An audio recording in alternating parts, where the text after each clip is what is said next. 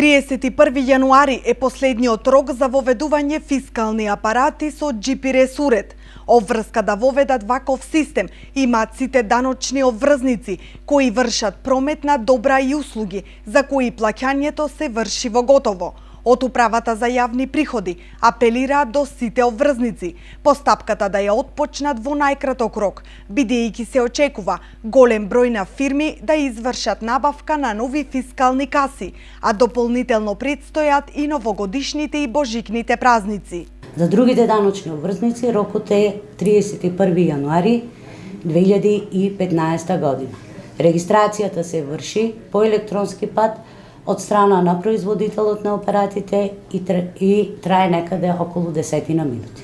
Постапката за регистрација на новите GPS фискални апарати трае релативно кратко, од 10 до 15 минути и се врши електронски од страна на овластениот производител, каде обврзникот ја набавил касата.